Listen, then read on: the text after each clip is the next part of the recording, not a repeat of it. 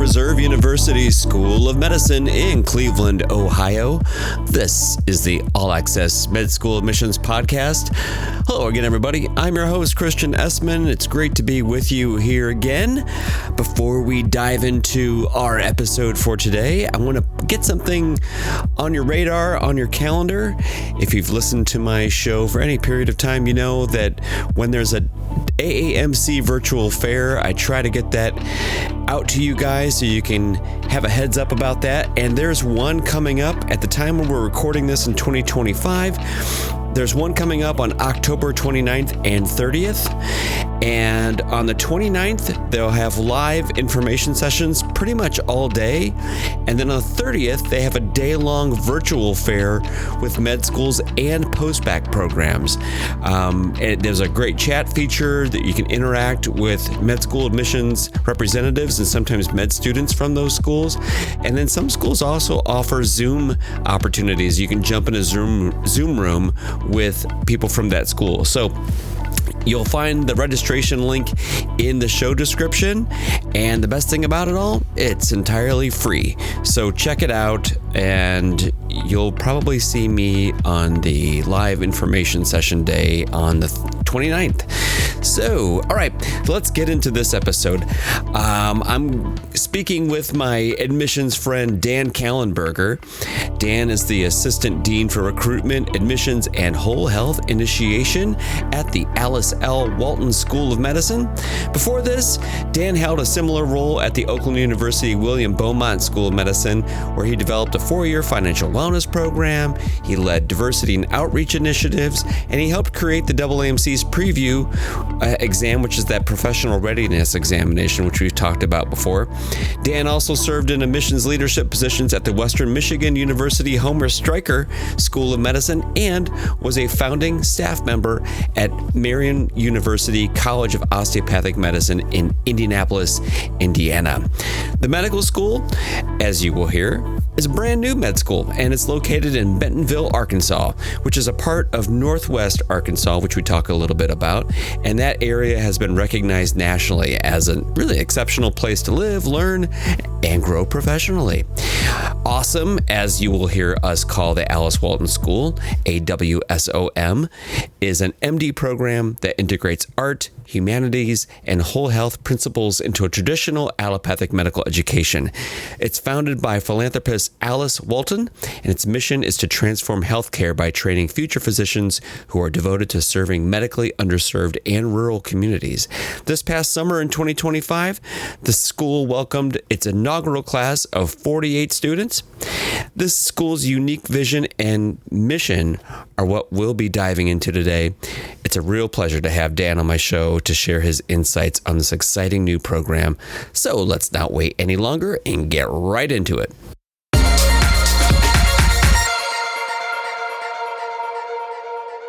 Hey, Dan, great to see you. Thanks for joining me. It's been a long time. I've been twisting your arm to do this, and finally we're getting started on doing this recording and conversation together. Great to have you, man.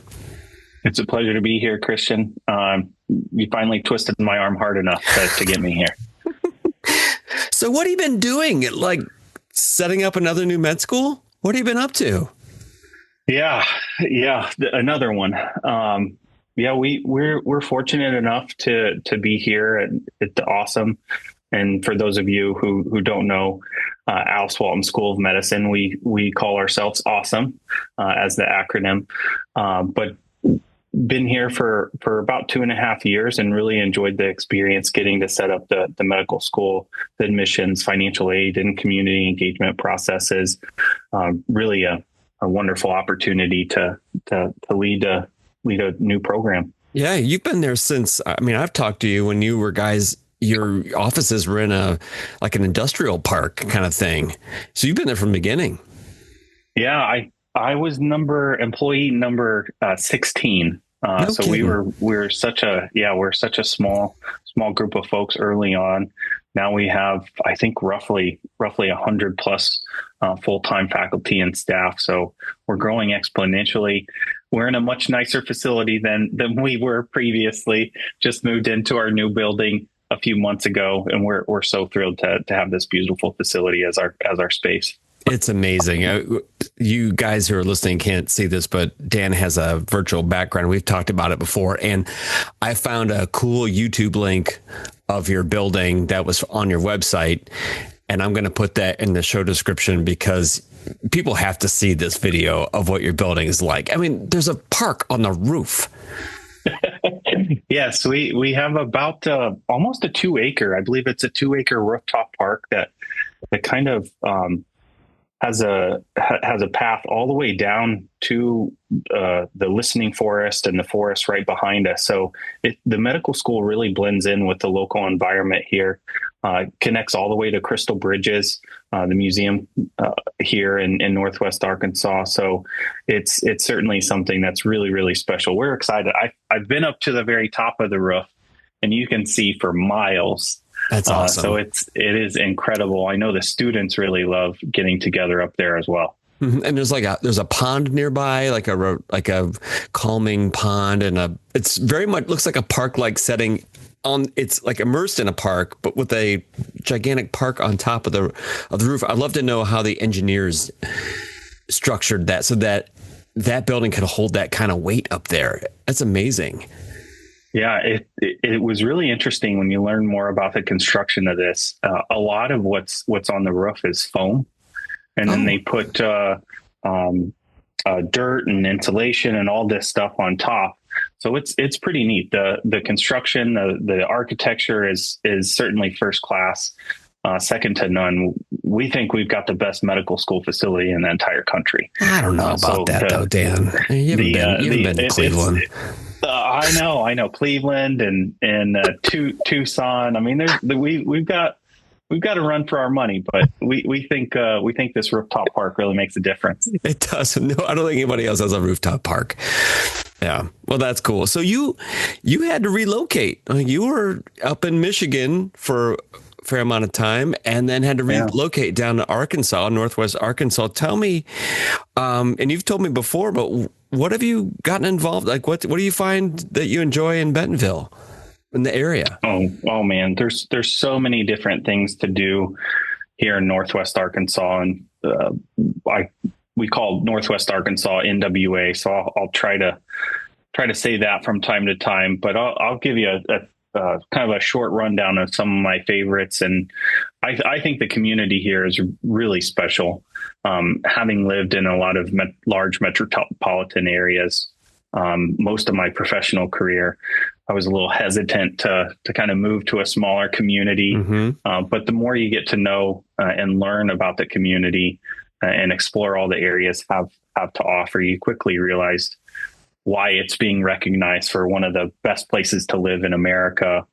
It's one of the fastest growing cities and metropolitan areas in the United States. Wow.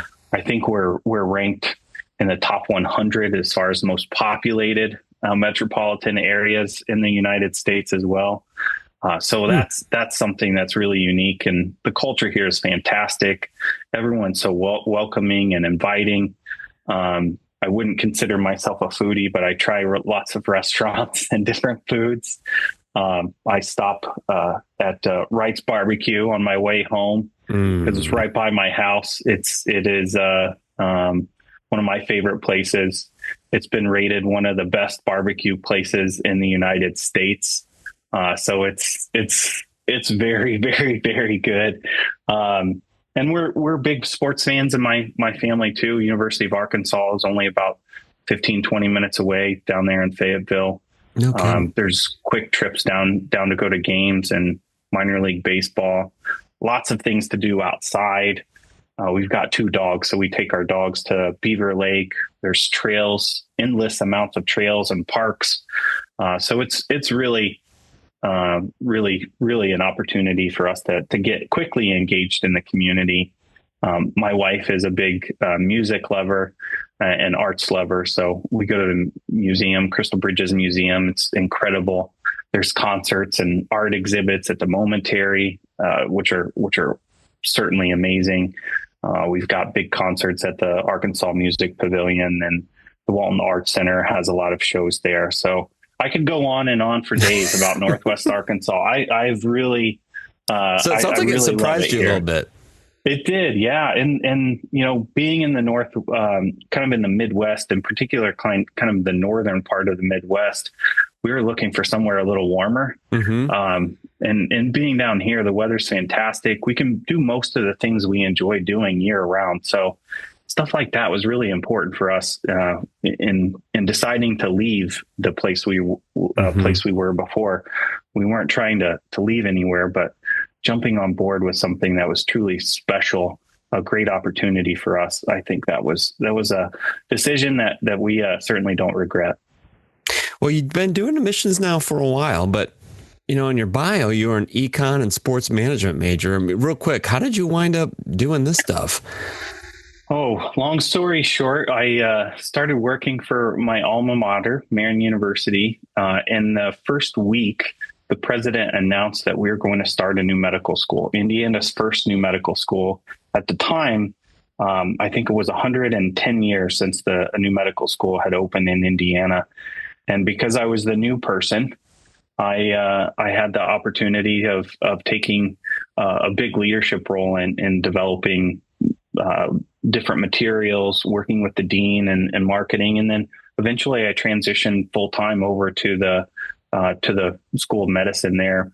We started Marian University College of Osteopathic Medicine. I was a founding staff member there. I spent almost 6 years at Marian before transitioning up to Michigan. So, what's something, I know I've known you for a little while. What's something people were surprised to learn about you? Oh boy. I think I'll give you one that's a little lighthearted and maybe one that's a little serious. I think most people were very surprised to know that I am the first and only person in my family to go to college. Oh, cool. Wow. Yeah. So it's I think that experience has really allowed me to connect with different medical students and college students, understanding that the struggles that they might experience as first generation college students. And I think it's an important issue for medical education as well.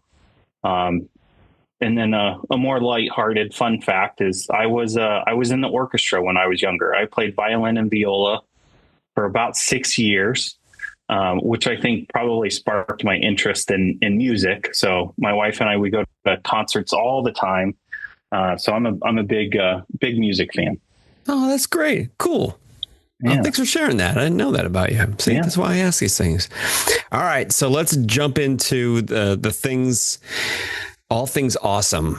And what I want to start with is let's talk a little bit about curricular highlights. Now, knowing that your first class just started about 7 weeks ago. Yeah. And that's one of the reasons why you've been I've been telling you, you should come on my podcast. You're like, we don't even have students yet. And so now we have enough time has passed that there are students actually in a curriculum that was designed for them. So, Dan, when you meet prospective applicants and they want to know more about Alice Walton School of Medicine, what are those things you point to in the first 2 years that they should know about? Great question, Christian. When we talk about our curriculum, we have a little bit different kind of approach to our curriculum. We have a curriculum that we call Arches. It features 6 longitudinal threads, and they're integrated into courses, clerkships, electives throughout the entire 4 years. But in the first 2 years, students spend the first semester really focusing on foundational concepts in all of the different areas that we have of the science of medicine. We have biomolecular origins of medicine, immunology, pathology, pharmacology, all those foundational kind of concepts and skills. They learn anatomy, clinical skills. We also have a course called Integrated Principles of Medicine, where we integrate all of our different kind of parts of our curriculum. And when I say parts of the curriculum, I mean our different threads of the curriculum. Our curriculum is called Arches. each one of those letters stand for something specific. I'll go through those with you real quick, Christian. The art is art of healing, research. C is for clinical. H is for health system science. E is for embracing whole health. And S is for the science of medicine. So we spend a lot of time in those first and second years focusing on the science of medicine, but each of those threads are integrated through the students' experiences across the first and second years, but even as they progress into the third and fourth years. One thing that we think is really unique about our program, we start students early as far as their experiences in the clinic. We have clinical experiences for our students beginning in the very first semester of the first year. So students learn some foundational concepts in their clinical skills course before they're assigned to particular locations in Northwest Arkansas with our clinical partner, Mercy. So that's a really unique experience. After that first semester, that foundational semester, students go into kind of an organ-based system.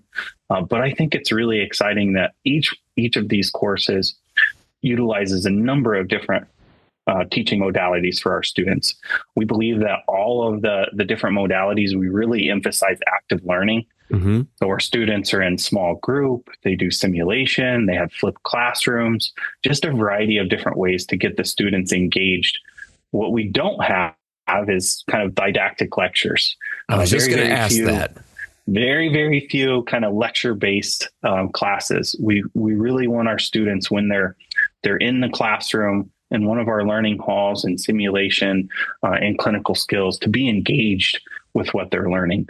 So I think that's a really unique approach that we have. Students review a lot of materials prior to class so that they're really prepared with questions. They're ready to present information and work as a team on going through different cases. And then every Friday, just about every Friday, students have an ARCHES case where they work together and they incorporate all those different threads into the clinical case that they review and present that to the whole class as well. So it's a really remarkable curriculum. We think it's very forward thinking.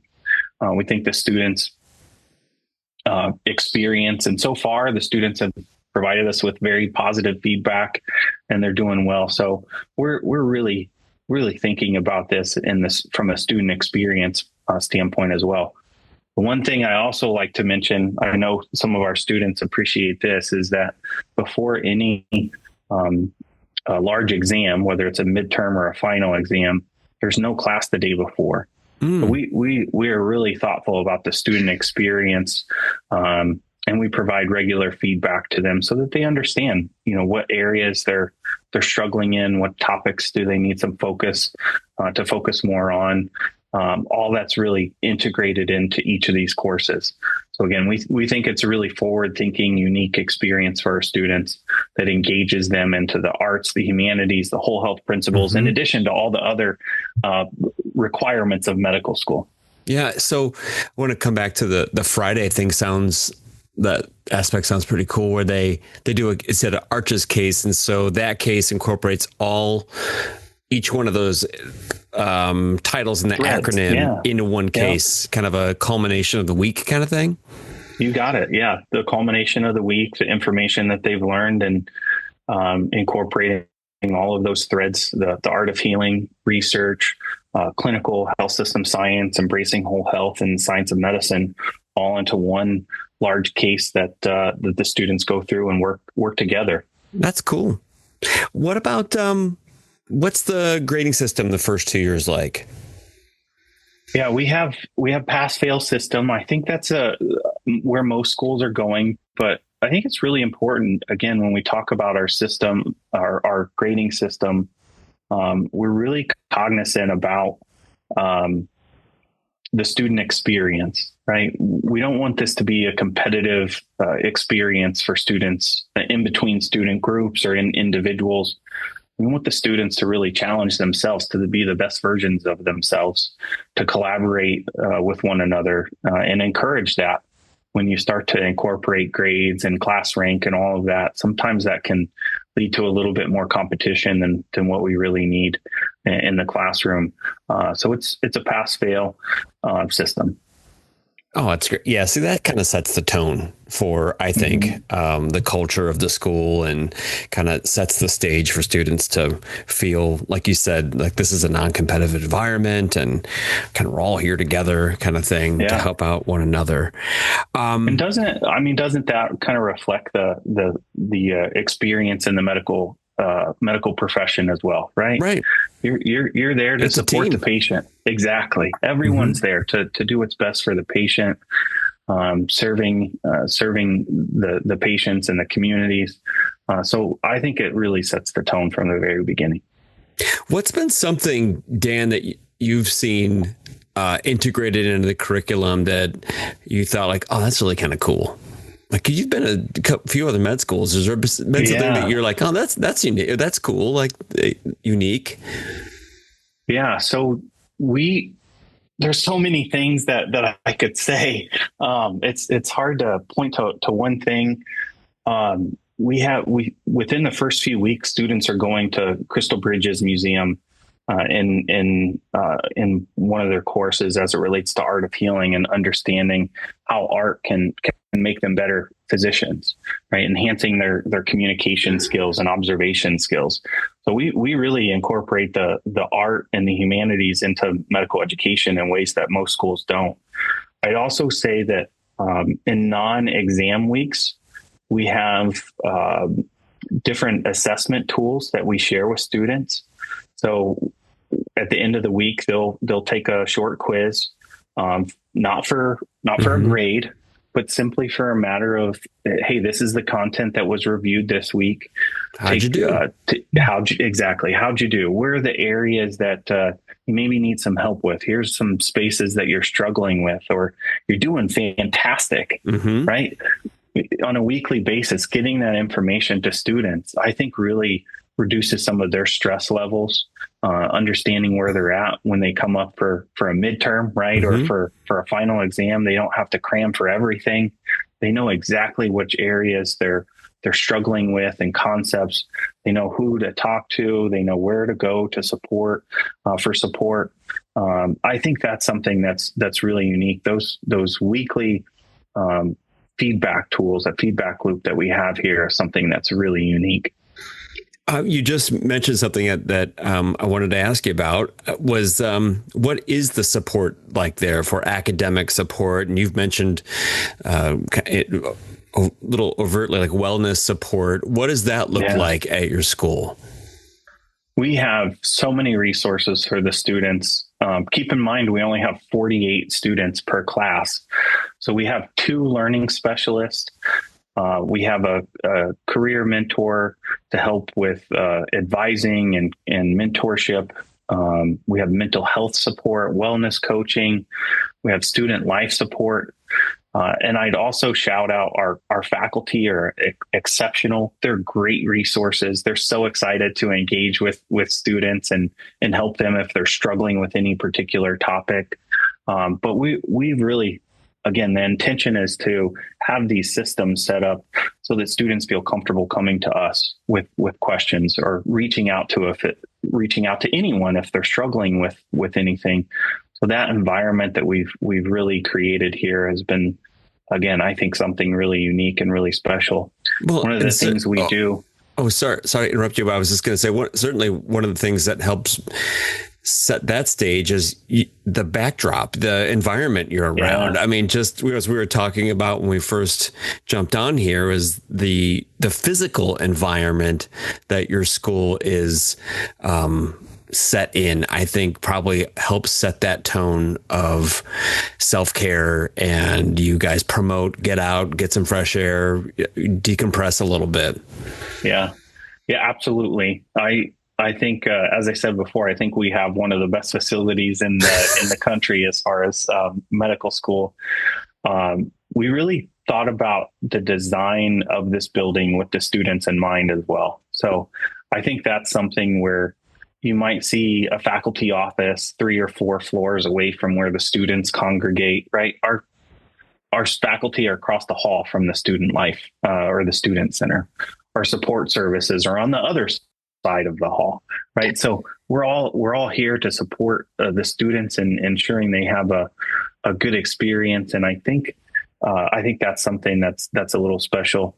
We have Wellness Wednesdays, so every week we're reflecting on wellness and encouraging our students to get engaged in their own wellness. I think one of the lessons that has been taught by some of the faculty to students at different medical schools, you got to take care of yourself before you can take care of others. So that really promotion of self-care is important to us.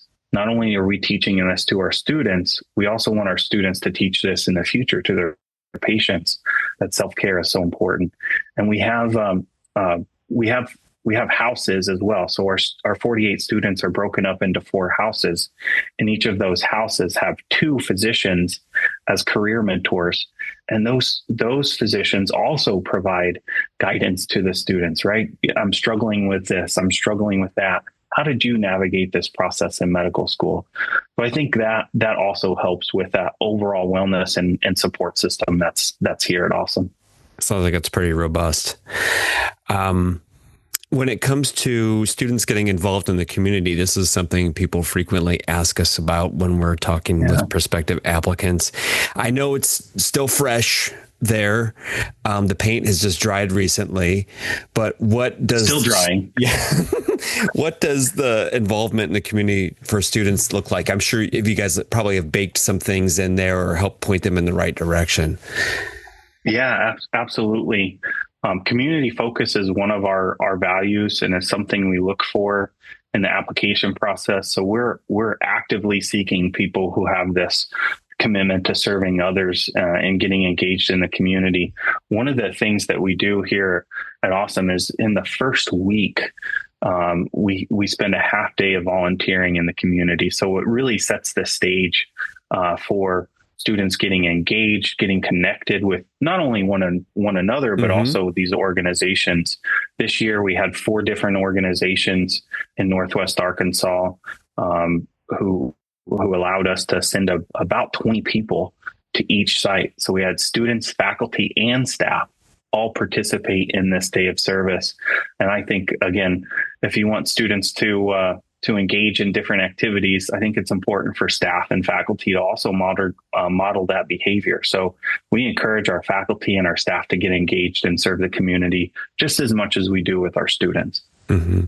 And so then I have to believe that, Dan, if a student, so they have that experience first week, get kind of a taste of that. If a student wants to go back or they want to stay involved with that, one of those 4 organizations, they can probably do something like that or spring off into something else. You got it. Yeah, we're actively completing partnership agreements with community organizations here in Northwest Arkansas. We have a number of student interest groups that we're just getting started building. Student government, part of their requirement will be serving in the community as well. So we're as you said, we kind of bake it into the system, into the process to encourage this engagement. I think it's critical.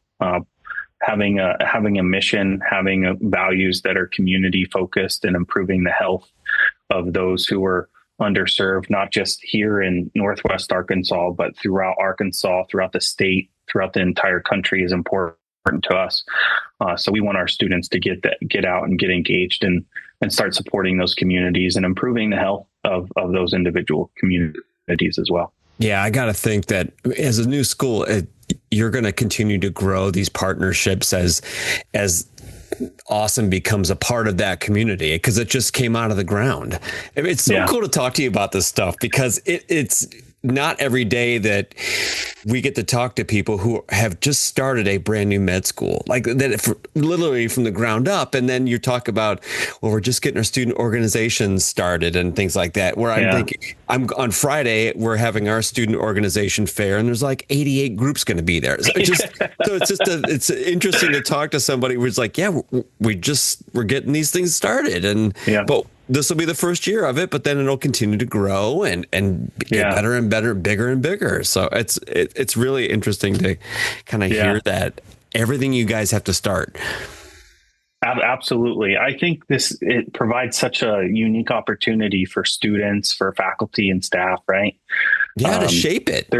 Exactly. And there's only ever going to be one founding president of the pediatric interest group, right? There's only one founding president. Yeah. There's only one founding vice president. And having that opportunity to shape things and really develop programs, develop new institutional norms, right? These programmings that live on well past you. Mm-hmm. I think that's something that's really special. And it gives all of us a chance to reflect on that experience a little bit. I know you've experienced this and others have as well. You've heard this once, if you've heard it 100 times, this is the way we've always done it. Mm-hmm. Well, we've never done it anyway. You guys don't have that. So guess what? We're going to try and do it the best way that we know how, and bringing in experienced faculty and staff and administrators to help support the school and build the school. As you said, I've been at a couple medical schools. We've had a number of staff and faculty who have supported medical students in other schools. So taking some of the best things from our past experiences and incorporating them here at AWSOM is, again, something that's unique. It doesn't happen every day. Mm-hmm. Yeah. It's really interesting to hear. Before we wrap up this part about the curriculum and the student support and things, I want to ask you two other questions, Dan, and that is sure early thing. Returns. What are some of the things you're hearing early on this first cohort to come through? What are students saying? What are you overhearing in the hallway that your new students are saying about their experience, their school? Yeah, so far so good. All signs point to a positive experience for our students. We're seeing students post on social media and in large groups. I just saw a post on social media. There's about 30 students sitting on the back porch, so to speak. We'll say it's the back patio, the garden area that we have here. Spending some time together in the afternoon. So they're building community within the class as a whole. So far, they've really enjoyed the academic experience as well. Those formative assessments at the end of the week, they like to see, right, the progress that they've made in 1 week. And the feedback loop, I think, is really important to the students. So far, they've really enjoyed that, and they've reached out to the resources if they need support for anything. And then I'd also say the comments that I've heard about our faculty are really impressive. As I said before, our faculty are so excited to engage with students, to have this first class here. The faculty are available for students more than any other school that I've been a part of. I saw a faculty member just last week working with a student on a particular concept till about 6 o'clock in the afternoon on Thursday. So it's those are things that are memorable, that stand out the most. Again, we're about 7 weeks into the program. I'm sure you asked me in 7 more weeks, they might have a few more things to say. Mm-hmm. And after the next exam, they'll have another, a few mm-hmm. more things to say. But overall, I think they're really enjoying the experience. A lot of positive feedback. That's great. Well, you did mention that the big group of students were in the garden. I didn't mention that. You guys literally have a garden on your grounds. Yes. We love our space. We love our campus. Again, truly, that's in the YouTube video that I'll post, but it was there's a garden with above ground, oh gosh, planters. I don't know what they're technically called, but I was like, come on, you kidding me? Well, again, part of that student experience, we have a faculty member who knows about some of these alternative herbs and different things that can be used to help treat different kind of illnesses or diseases, and students will learn about that, right? It's important that they understand what's real and what's kind of fake news out there as far as alternative supplements or vegetables and the impact that has on a patient's health. Won't be too long. And this first cohort is going to be looking at rotations in their third year. What plans are in place? You mentioned Mercy is your primary affiliate right now. What plans are in place for rotations? Yeah, our students are going to be in a number of different Mercy clinics here in just about a month. We start those early clinical experiences. So our students are going to go out into primary care clinics and engage in different activities there, beginning, like I said, in that first semester of their first year. As they transition to the third year, we do have 9 clinical partners that we've created affiliation agreements with for students to complete those required rotations. Mercy will be where a lot of those rotations are completed, given that they are a primary education partner.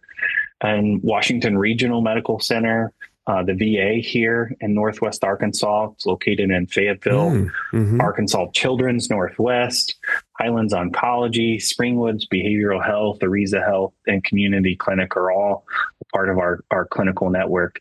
We think that experience is really unique as well. It gives students some opportunities to have clinical exposure to a kind of a specialty hospital. Versus a regional medical center versus more of a mid-sized hospital at Mercy and Washington Regional, and having experience at the VA. So we think that clinical experience is going to be really unique for our students and rewarding. And then the fourth year, like most medical schools, they're going to explore their electives, looking at which specialties they ultimately want to match in and utilizing those electives appropriately. And again, we have that career advising and mentorship available for students to ensure that they're taking the right electives to be most prepared for a competitive match. Yeah. Well, it sounds like you guys are off to a great start. The students are off to a great start. Sounds like I'm sure the curricular people are happy to get things kicked off and going. And now you're into your second cycle of accepting applications. Yeah. So let's talk about the admissions part. Sure thing. Yeah, we had a really fun first cycle. We started a little later. I know you and I have had some great conversations about starting in the middle of February. Well, that wasn't by your choice. That was correct, that was what the LCME kind of said when you could start. Yeah. So it wasn't like you were late to the game kind of thing. You couldn't get your act together. That was how you guys were kind of mandated on your provisional stuff or something like that, right? You got it. Yeah. So the LCME has steps you have to go through and making sure you're ready and prepared to not only accept applications, but ultimately matriculate students. We went through that process. We started to receive applications in November, and our final application deadline was February compared to most schools, That's right? Wild. Their deadlines are in November, or in some cases late October. So it was a much different cycle than what we were used to. But we're excited to be part of the kind of a normal traditional cycle. We've had a great start to this year. Seen an increase in applications from last year, which is great. Students and pre-health advisors are getting to know a little bit about AWSOM. So we're seeing that interest increase. Yeah. So I think you guys do a really good job on your website of laying out to prospective applicants kind of what you're looking for. And you mentioned it a few minutes ago about your values. And I've seen this actually more frequently by medical schools. And it's been a topic on a couple of my other interviews with people, particularly some pre-health advisors, about values and how applicants should line up the values they have or look at see if there's alignment with their values, their core values with schools. And so on your website, I jotted them down that you just come out and say, these are our values here: empathy, self-care, humanism, entrepreneurism, and community focus, which you mentioned earlier. Dan, tell me how you guys use those values in the evaluation part of your process. How do you find those things? Alignment. Yeah, I think that's such a deep diving question. Again, I think we could spend a lot of time talking about how we can select students based upon our mission, our values, and the learning community that we have here. We certainly want students who want to participate in all facets of our curriculum and community, whether it's going to Crystal Bridges Museum to learn more about how art can improve the patient experience and develop skills, or serving in the community. So we really don't want to be dragging students along or feel like we have to drag students along to participate in those activities. So these values, our mission, are really important to us in our selection process. Of course, like most medical schools who practice holistic review, we certainly utilize kind of that AAMC recommended experiences, attributes, metrics, competencies model. So we're evaluating all of those things when we're looking at students' application materials, their letters of recommendation, their personal statement, their supplemental essay question responses, their experiences, information that they provide in the AMCAS application. All of those are really important to us. And we really have developed a process that, applicants who have the type of experiences and have developed those attributes and competencies through those experiences and life experiences are going to be the ones who are most successful in our process. It's taken a long time to develop that. I'm sure you can speak to making changes to an established medical school. It takes several years, but building it from scratch, we were really intentional with what type of experiences do we want to see, right? What type of attributes do we want our students to have? They have to show up to class, right? To have an active learning environment, you have to have team and leadership skills. You have to be present, right? To have community focused and have that as a value for us. We want to see that students have volunteered in the community and have that longitudinal experience that shows a commitment to serving others, and really have shown some personal growth from that experience. So those are a couple things that I think we value. And sometimes applicants get caught up in these hours. Mm-hmm. Hours are so important, or a certain type of experience is so important. There's so many different ways to serve the community, whether it's at a food pantry, a homeless shelter, volunteering in your church. I mean, there's the list goes on and on. So there's a lot of opportunities there. And again, we want to see that growth and perspective taking and altruism really show up in the application materials, their letters of recommendation, all of those things in our interviews. Those are really things that are meaningful to us. A couple things come to mind, Dan, I wanted to ask you about that you hit on there a little bit. One, you mentioned competency, and I noticed in your prerequisites, the courses for your prereqs are all recommended. Yeah. There's not a required traditional, like 1 semester of biology and 2 semesters of organic chemistry and 2 semesters of. How do you advise students or prospective applicants to review that recommended list of courses? Should somebody who maybe hasn't had physiology yet not to apply to your school, or should they apply to your school if they haven't had physiology, or maybe their university doesn't offer you physiology? Yeah, I definitely apply without that physiology requirement. That was just an example. I was just making something up. Yeah, but that's a great point that you referenced. Part of the reason why we don't have any prerequisite courses is when we talk about the value of art and humanities, we talk about the value of developing skills and leadership. We talk about the value of serving in the community. Sometimes applicants and pre-medical students have to decide, well, I have to take this class over this class because, this physiology class is offered at the same time as this humanities class. And every school, wants to see the humanities class and these upper level science classes. But for us, we really value those arts and humanities courses as well. It's a part of who we are.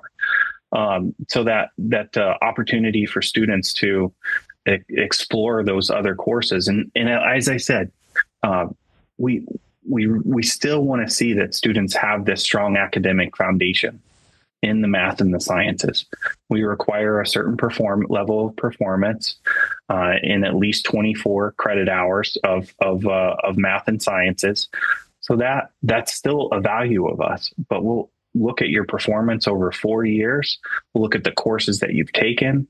We look at your MCAT. All of those we feel like give us a pretty good understanding of where you are academically. And all the research that's out there, the research doesn't say how well a student performed in a biochem class or how well they scored in a physiology class, right? They're looking at their overall performance across 4 years, their math and science GPAs, and their MCAT scores, and predicting success or, struggles in medical school, whether it be in the first 2 years, the third and fourth year, on step 1 or step 2. So we took that to heart. We want students to explore some of those non-traditional science classes. We think those add value to the learning community here. Mm-hmm. And the other thing I wanted to ask you that I noticed when I was doing my homework was your letters of recommendation are 3 to 5 letters or 3 to 7 letters. Yeah, 3 to 5. 3 to 5.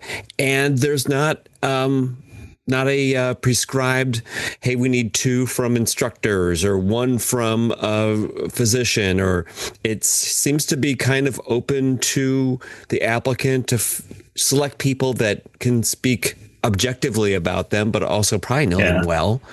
You got it. Let me ask you this. Is there a game to this? Is there a secret? Are you secretly looking for something? The hidden admissions requirement behind the scenes. Yeah. Whoever you want, just send us whoever you want, but we're really looking for. Yeah. I think one of the pieces that's so important for students to understand as they apply to medical school is most letters of recommendation. They'll say you want a physician letter, or they'll say you want a science faculty letter, and you might run and pick the science faculty member you feel like gave you the best grade, right? You've probably seen it 100,000 times over your career. I know I've seen it a lot. What we want is that students identify individuals who can talk about their competencies, who can talk about who they are as a person, how they engage with patients in a healthcare setting, how they engage with individuals that they serve in the community, how they engage with their classmates. Do they ask for help when they're struggling with the topic? Do they show kind of curiosity and entrepreneurialism and saying, you know what, this is something I'm really eager about learning more of. I know it's not a part of our class, but can we meet afterwards? I want to learn more. Can I be in your lab, or can I do this research project with you? Can I volunteer with you at this organization? So those letters are we're very intentional about this at the admissions committee. Looking at these letters, we're not penalizing anybody for picking non-physician letter writers. We want to see folks have a good understanding of the medical profession, how they engage with others on the team. Those characteristics that we find so incredibly valuable are things we want to see in those letters of recommendation. I'm glad you mentioned something, Dan, that I don't know that I've talked about before on this podcast. Is you mentioned it would be somebody that asks for help, and the student might go to select a person which they got the best grade in, an A+ in. And I think you could argue, or we could argue, that we might read a more compelling letter if a student selected somebody in a class which they got a B in. Yeah. But the letter writer said, I got to know this person kind of well because they came to me and said, I'm struggling. And we had great conversations, and I watched them progress through my class. And the more we talked, the better they got. They adapted to what we were doing. And I got to see them really kind of grow through my course. They didn't wind up with the top grade in the class. But what really matters is what they say then about the student and how they kind of persevered through the course and they asked for help and they came to me versus I never really talked to this student. They always sat in the front row. I think I recognize them. They got a top grade in my class. It's one of the hardest courses on campus. And fine young person. I'm sure they'd be great in med school. I mean, I've read those letters where they're just about, and the applicants don't know this sometimes, that how short they are because they waive their right to them. And it's not their fault. We don't penalize them. Nope. But there are some letters that have greater value because I think that is something to think about. Maybe not running to the professor or the instructor that you got an A in, but go to the one that you really struggled in, that you had to like kind of work hard. What do you think? Yeah. I love it. I'm all for it. Let's start a trend. I say that in all seriousness. I agree. I think medical school is incredibly difficult. To this point, I've talked to 0 physicians who have said during medical school, I never experienced any challenges, any difficulties, anything that caused me trouble. Right? Like med school's hard and life doesn't stop. So, you could get an illness. A family member could have an illness. You could get sick. How do you persevere through some of those difficulties? There's, how'd you learn about the Krebs cycle? That's really tough for some students. Those are things that we can't get enough of in the context of, I'm struggling with this. I'm going to raise my hand. I'm going to go talk to a learning specialist. I'm struggling with burnout. I'm going to go talk to one of our wellness coaches. I'm going to go talk to a mental health counselor. I'm going to go reach out to my faculty member because I'm struggling with this concept in their course. That's so important, right? People can't read your mind. Yes. If you don't say something, we kind of assume that everything's cool. Absolutely. And again, in medicine, what do physicians do on a regular basis? They refer things out, right? They ask for help regularly. So again, I think that help seeking behavior is a good thing. Like I said, let's start a trend. You might call it a strategy, but I'm glad you brought it up because I think if people are listening closely, and we did take a little tangent here to talk about it, but that is something to really consider. Absolutely. That might couldn't agree more.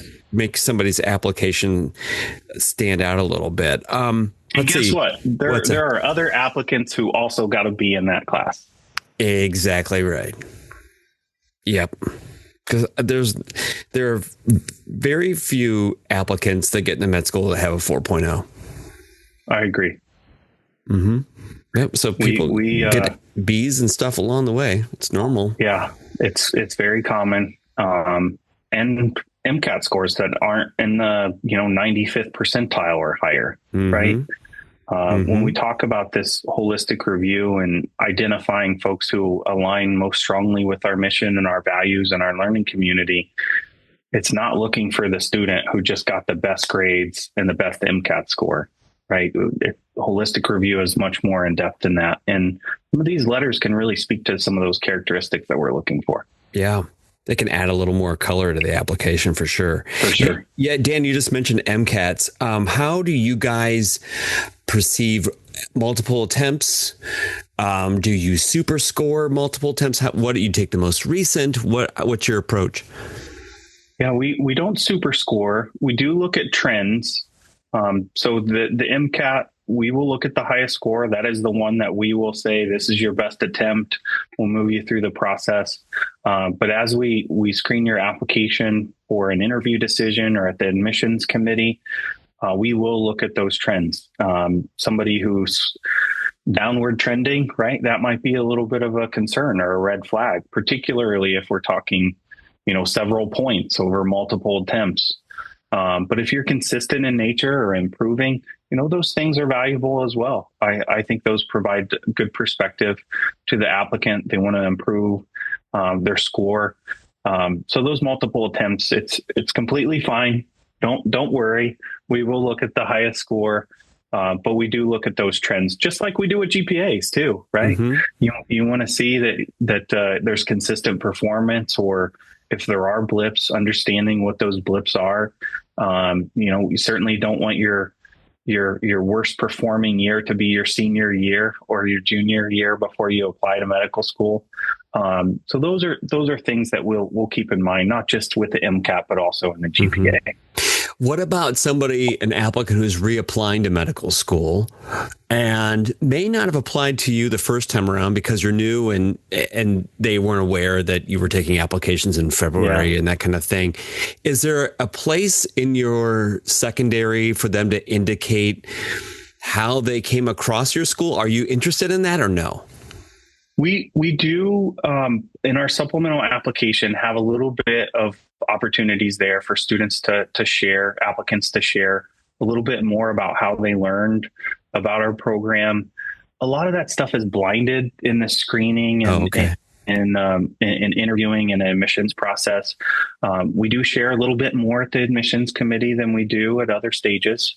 But, if you're a reapplicant, the biggest thing for me is looking at improvement. We're doing some self-reflection of why you didn't get accepted into medical school last year, which schools you applied to, what does your experiences look like? What does your personal statement look like? So doing some self-reflection, evaluating your application. If you apply with the same application year over year over year, you're likely going to get the same outcome. So from a reapplicant standpoint, we want to see progress.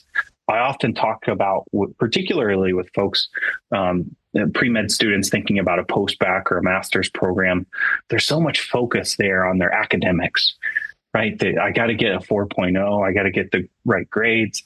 And sometimes rightfully so, they need to bring up their overall GPA. But the other thing they forget to do is continue to volunteer in the community or gain medical exposure. If you say those things are so important to you, why would you stop? If you can do it a little bit, like keep your toe dipped in it. Exactly. It's we don't want and I would say most medical schools are in this situation. They don't want their medical students in the interview saying, I volunteered because my pre-health advisor told me this is how I get into med school. Right. Particularly for us. Yeah. Who values volunteering and teamwork and leadership, we want to see you develop those skills, continue to develop those skills after graduation when you're reapplying. It's certainly important to recharge those batteries. Gap years are critical, right? You got to go into med school with a full charge on your battery. But don't spend the whole year playing FIFA soccer. I think it's NCAA football is the new thing. So yeah. So, don't spend the whole year playing Madden or NCAA college football. Get out and serve in the community. Continue to develop those skills. Refine your attributes and reflect on your application.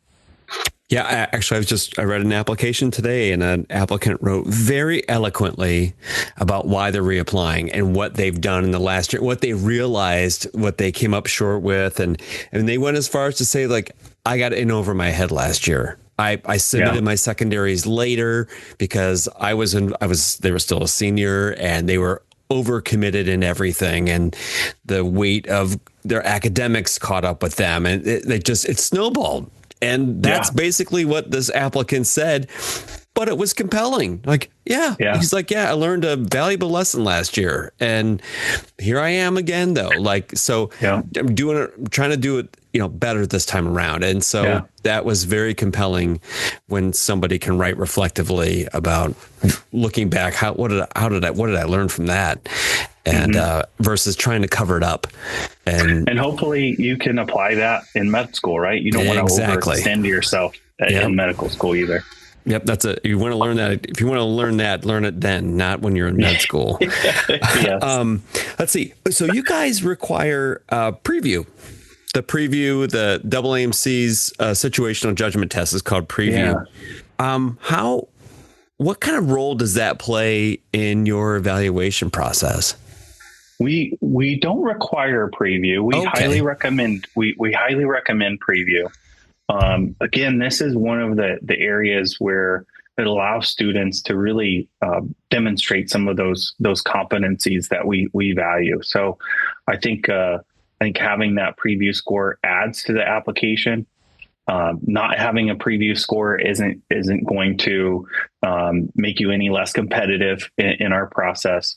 The preview is only reviewed at the admissions committee level. So we take that preview score, looking at the interview experience and the evaluation, looking at the letters of recommendation, looking at all aspects of the application. So if the preview is maybe a little on the lower side, but the interviews are exceptional and the letters of recommendation are exceptional, right? We'll keep all of that in mind. It's the totality of the application that we're evaluating, and keeping that at the admissions committee really allows us to stay focused on the largest picture when we have kind of some evaluations of those personal characteristics from an in-person experience. And I say in person, it's over Zoom, but through an in-person experience. Well, let's go there. I mean, because that takes us to the interview process, which sounds like you guys are doing on Zoom. Walk us through what the interview day is like. What's your process and the steps that applicants can expect on one of your interview days? Yeah, much like other medical schools, our interview day is also virtual. We like to start the interview day a little bit different than maybe some other schools. We do introductions. We have all the applicants introduce themselves. We go one by one, and we want them to introduce themselves, tell us something unique about their background, their experience, not only for us to get to know them, but also for their other interviewers, right? The other applicants to get to know them a little bit. So we really like that part of the introduction. We introduce ourselves, some of the staff that they'll engage with throughout the day. We'll be there to support them. We provide an overview of the Northwest Arkansas, AWSOM, our curriculum, our clinical partners, the resources that are available. We also have opportunities for our students to engage with, or applicants to engage with some of our students on a student panel. And then our interviews are two 30-minute independent interviews, meaning that the interviewers aren't chatting with each other before or in between those interviews, but they are two 30-minute interviews. And the evaluation, the interviewers are evaluating particular attributes and competencies. We blind all the academic information from interviewers. So they don't see the undergraduate institution. They don't see grades. They don't see the classes they've taken. Any of that information. Well, you've really wiped out information bias there. Correct. Yes. As much as the email address is hidden. I mean, the whole 9 yards. Wow. Yeah. Yes. So we try our best to really have our interviewers assess the experiences, the personal statement, the supplemental essays, right, in the context of this interview. So if I see Christian's got these 15 experiences in this personal statement, I can focus my questions on those experiences, on those personal statements, and have a much deeper conversation rather than us talking about the B you got in physiology, right? So that's something that we find very valuable in our process. We have focused questions about growth, about perspective taking, about altruism, their interest in medicine, leadership and team skills, and other important topics that we value as an institution and learning community.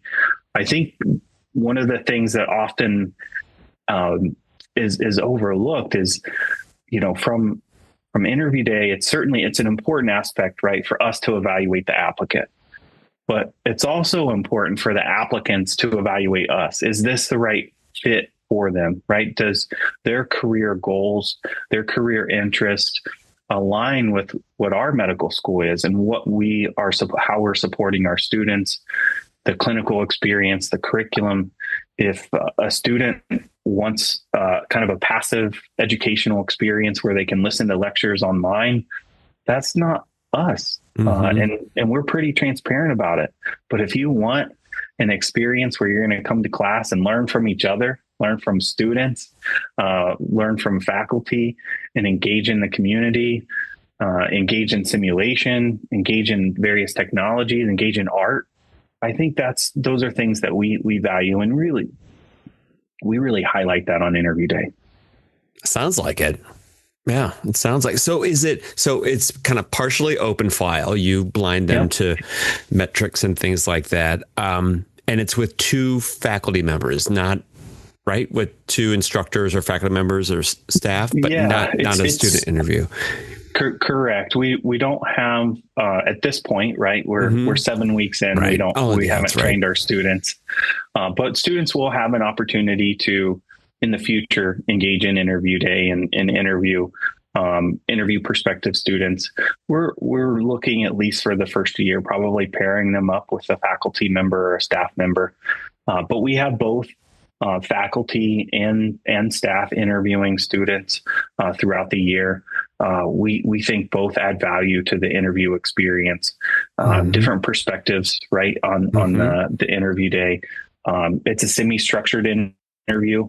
So what I mean by that is we have some required questions, but there's a lot of flexibility in the questions that we ask because of those access to the experiences, the personal statement, the supplemental essay. So I think it's a really nice way for us to be personable, but also really kind of standardized in making sure that all applicants are evaluated fairly through their interview day experience. After the interview, do you accept letters of interest or letters of intent? Or if yes, do you encourage people to hold off on doing that until after decisions go out, or does it matter the timing? It doesn't matter the timing. Letters of interest could be submitted even before the interview if an applicant is so inclined. What I would say is that those letters of interest really need to highlight significant aspects, significant developments in your application, right?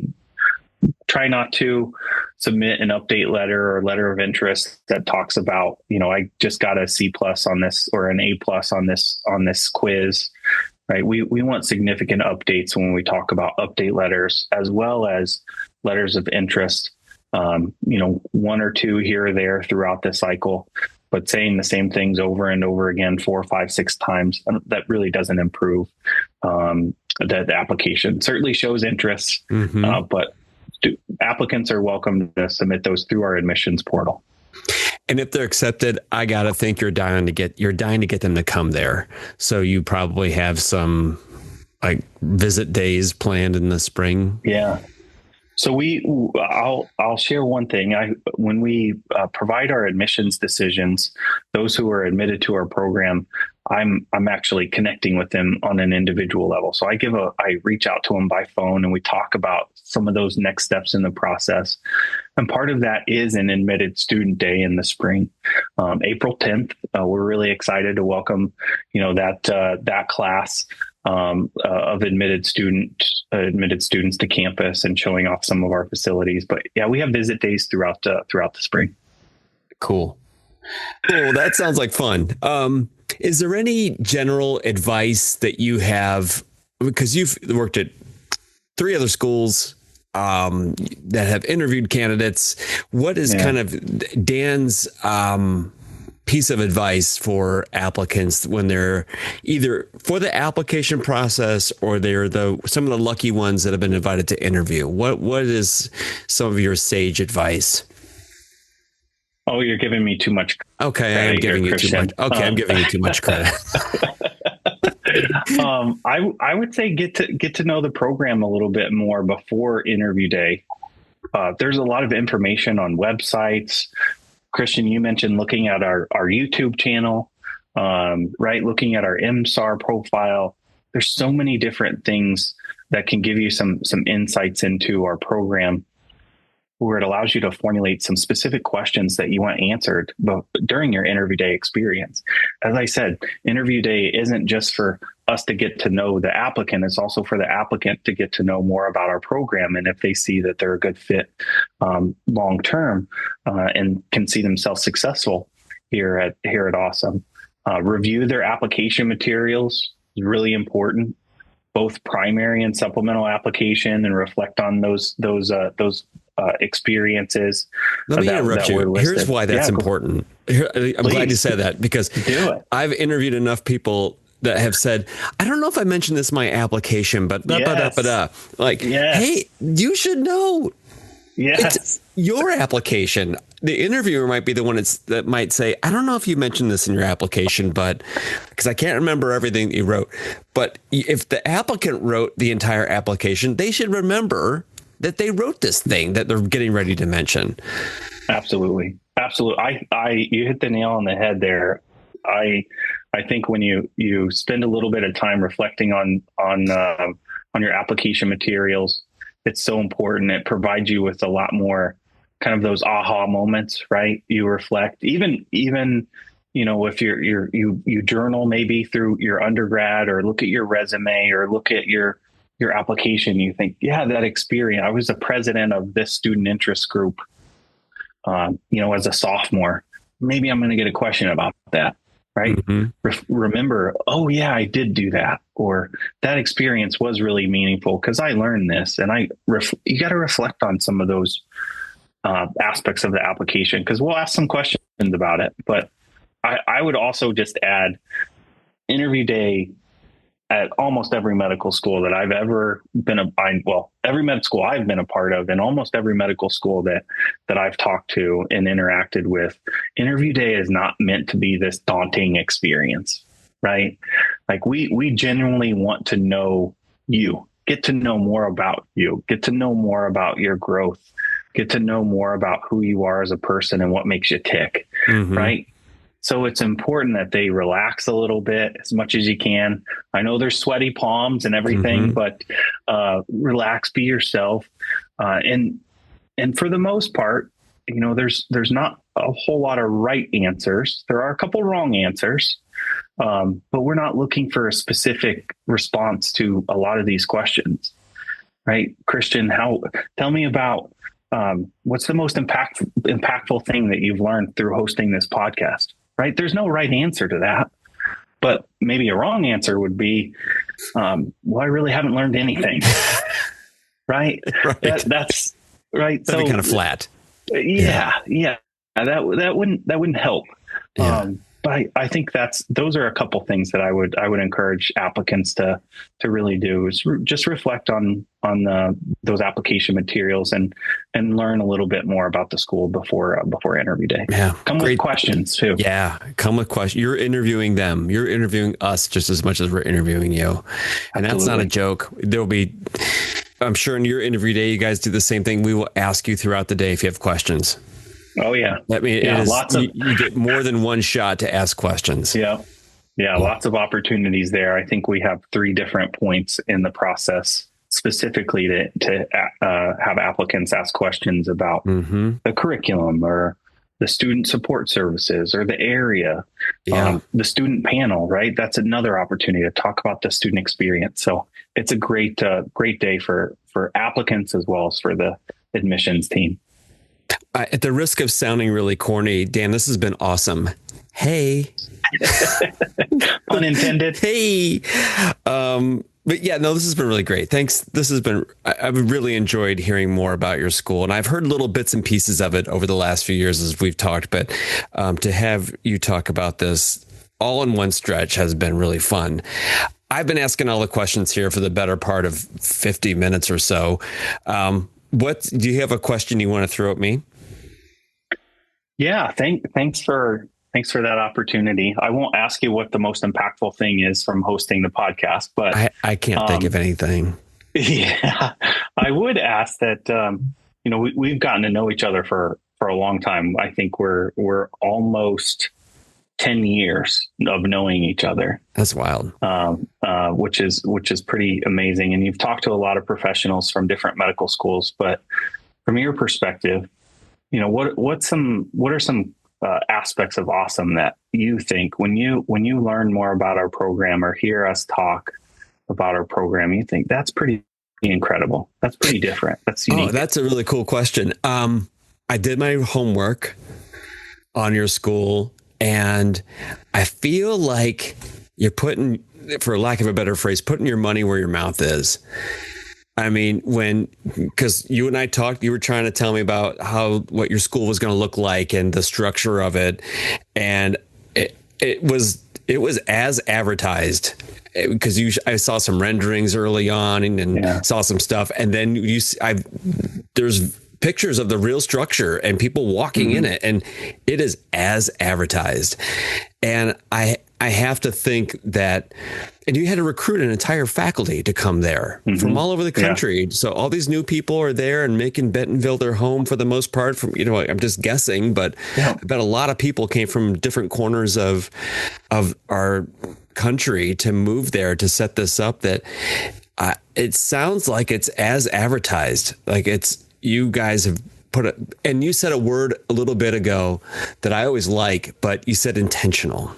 And when you were talking about your curriculum, you said we've been very intentional about and there sounds like there's a lot of intentionality that has gone into the building of your program, and you're on a kind of when I met with Caleb Marsh at Belmont, whom you introduced me to, who's a brand new school, and it's a wonderful opportunity for you guys to build your own culture. You have this beautiful structure, but the culture that is there is what you guys get to build. You know, the engineers and the construction workers built the physical plant. Now you're the people there get to build. What do you want the culture to be at AWSOM? And it sounds like you're off on a really, fun step to doing that. And if they have people like you there, and Wendy, who's also on this call, people like you guys there, I can only imagine what kind of environment you're going to build for those students, and it'll be really fun to follow their successes in the next few years. Wonderful. Thank you so much. Yeah, no, that's cool. Hey, well, I think it's going to about do it.